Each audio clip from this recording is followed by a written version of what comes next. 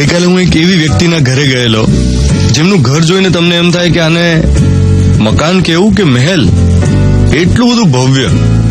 ઓહો, એનો મુખ્ય દરવાજો, gardens, hall, dining room, temple, દરેક વસ્તુની સાજ સજાવટ, ઇન્ટિરિયર ડેકોરેશન એટલું બધું ભવ્ય હતું કે આપણે તો આવું માત્ર ફિલ્મોમાં જોયું હોય. અને એથી વધુ અગત્યનું એ હતું ઘરના લોકોનું વર્તન, તદ્દન શાંત, સૌમ્ય અને આવકાર આપનાર લોકો. જો આ ઘરના લોકોમાં પોતાની સંપત્તિનું અભિમાન હોત ને તો સાહેબ એમના મહેલમાં પગ મૂકવો એ ના ગમત. પણ એ ઊંચી દિવાલો પર ટાંગેલા લાખો રૂપિયાના પેઇન્ટિંગ્સ અને આંખો આંજી દેતા ઇન્ટિરિયર્સની વચ્ચે એવા લોકો રહેતા હતા જેમને પોતાના પૈસાદાર હોવાનો ઈગો નહોતો. પૈસો પચાવી શકે એવા લોકો હતા. બાકી ઘણીવાર એવું થતું હોય છે કે ખૂબ પૈસાદાર લોકો એમની સંપત્તિના અભિમાન સાથે જીવતા હોય અને એમના સોશિયલ ગેધરિંગ્સ એ કોઈ શક્તિ પ્રદર્શનથી વિશેષ કંઈ જ ના હોય.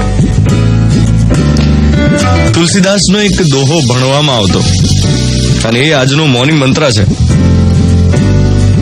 आवत ही हर्षे नहीं, नैनन ना ही स्नेह, तुलसी वहां न जाइए, चाहे कंचन बरसे मेह. મતલબ જેના ઘરે તમે જાઓ મહેમાન તરીકે ત્યારે એની આંખોમાં ના કોઈ આનંદ હોય અને ના તમારા માટે કોઈ આદર કે પ્રેમ કે સ્નેહ હોય. તમે ગયા તો ના એની આંખોમાં તમને કોઈ ભાવ જોવા મળે.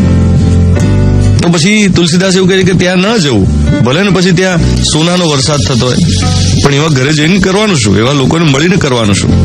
એ તો અયોગ્ય લોકો છે. આવત ही हर्षे नहीं, नैनन ना ही स्नेह, तुलसी वहां न जाइए, चाहे कंचन बरसे में. 7:10 થઈ રહી છે. રેડિયો મિર્ચી 98 સાથે તમારા ઘરે આવનાર દરેક મહેમાનને તમે બહુ જ સારા યજમાન છો એવી ભાવના લાગે, એવો ભાવ જન્મે એના મનમાં, એવી શુભકામનાઓ સાથે આજના દિવસની શરૂઆત કરીએ.